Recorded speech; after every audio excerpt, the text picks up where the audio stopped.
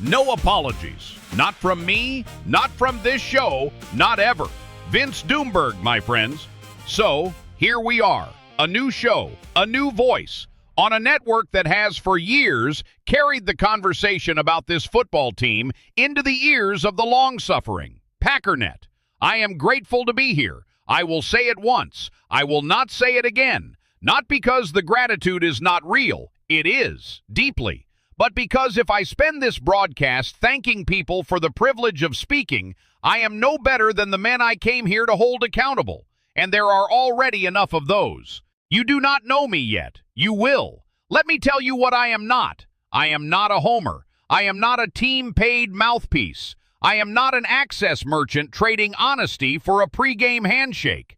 I am not, and I want this understood from the opening bell, I am not one of these cheerful, green-tinted charlatans who sits across from you every Monday morning after a loss and tells you with a straight face that what you just watched was a step forward.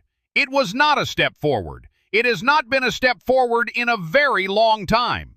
Now let me tell you what I am. I am a man who believes that this sport is too important and this franchise is too sacred, and your time, yes, your time, the time you give us every afternoon on your drive home, is too valuable for me to come in here and lie to you. I will not lie to you. I will not shade the truth for the comfort of the front office. I will not bend my language to protect the delicate sensibilities of men drawing 7 and 8 figures to run this team into a ditch. Some of you are going to call this negative. I have heard it before. I will hear it again. I will hear it tomorrow.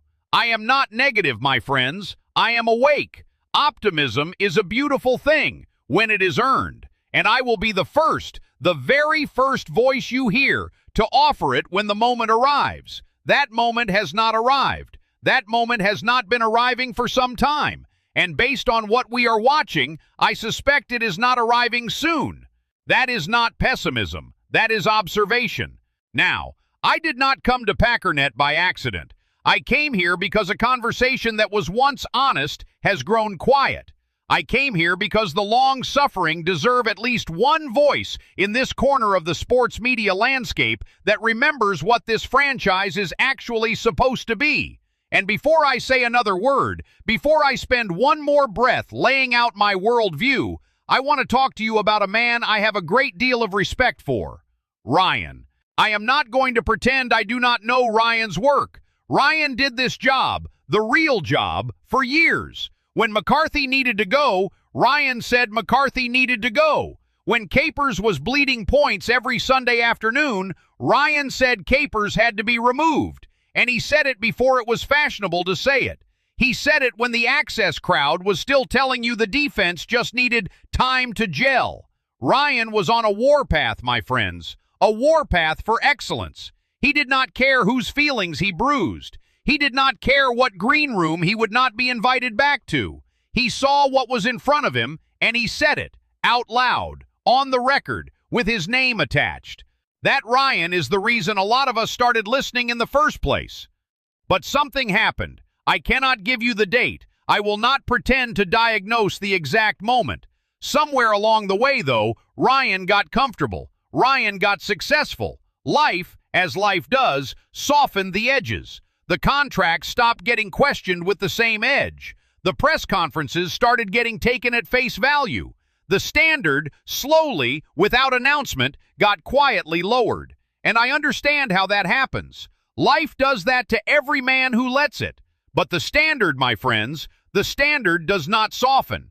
The standard does not grow comfortable. The standard is the standard. And the standard for this franchise was set by men whose names are carved into the history of this sport.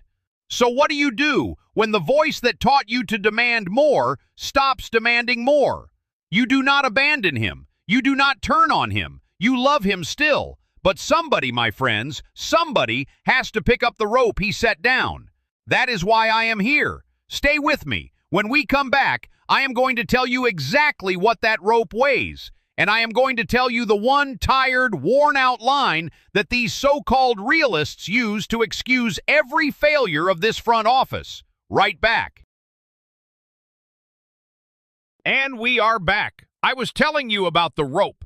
Here is what the rope weighs. This franchise, the one whose championship trophy bears the name of the man who built this league from a wheat field and a prayer, owes its audience a specific standard, not a pretty good standard, not a competitive standard, not a we have a chance if things break right standard, a championship standard. The trophy is named after our coach, my friends, not someone else's coach, ours. That is not a piece of trivia. That is a covenant. And a covenant is not a suggestion. Somebody, somewhere, decided that reminding you of that covenant makes me a bad fan, a hater, a negative guy, a man who, as the line always goes, does not understand how hard it is. Which brings me back to Ryan, because this is the line. I have heard it 100 times from 100 men who used to know better. Vince, you don't understand how hard it is to win a Super Bowl.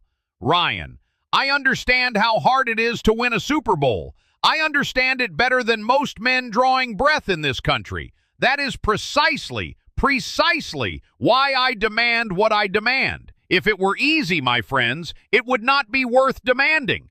It is because it is the hardest thing in American sport that the standard matters. It is because the men who won here had to claw and bleed for every inch of it that we do not get to shrug and say, well, maybe next year. You do not honor the difficulty of winning by lowering the bar. You honor the difficulty of winning by refusing to lower the bar. That is the whole game.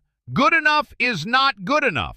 It has never been good enough. Not here, not in this town, not wearing this uniform. And the day we decide that it is, the day we decide a wild card appearance and an early exit is progress, that bleeding contracts and can-kicking the salary cap is smart business, that drafting for traits over production is upside, that is the day this franchise stops being this franchise. And I refuse, my friends, to let that day arrive without someone, somewhere, saying so into a microphone.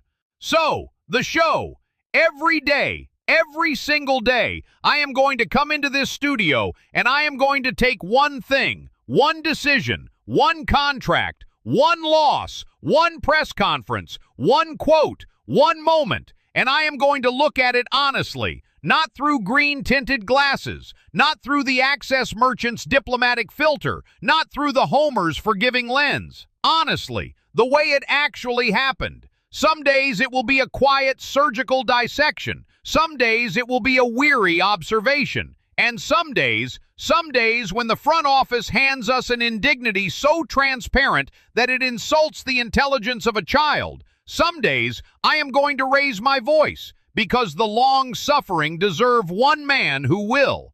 But I want something else understood right here on night one. When a player lays it down for this uniform, when he plays hurt, when he plays smart, when he plays the way the men on the wall in Canton played, I am going to say so. Loudly, without reservation. When a coach makes the hard call and gets it right, I am going to say so. When the front office actually gets one right, and it does happen, my friends, just often enough to keep the hope breathing, I am going to tell you. It is not a hit show. It is an honesty show. Those are different things. And if telling you what is plainly visible makes me a hater, so be it. I have been called worse by better. I am not here to make you feel better, my friends. There are plenty of shows for that. I am here to tell you the truth, the way Ryan used to before the edges came off, the way the great Bob Harlan expected when he built what we are now watching others mismanage, the way the standard demands. And to Ryan, directly, one last time and then we move on. This is not a war. You are not my enemy. You are my neighbor. You are my colleague on this network. But somebody has to say it, and if you will not, then I will. And when you decide to pick the rope back up, and I hope to God you do, I will be right here, beside you, pulling. And to you, my friends, the ones still listening, some of you have been told for a long time that wanting more makes you an ingrate, that holding this team to the standard they set for themselves, the standard they put on the building in bronze, somehow makes you the problem. It does not. It never did. Wanting this franchise to be what it is supposed to be is not negativity. It is loyalty. the deepest kind there is.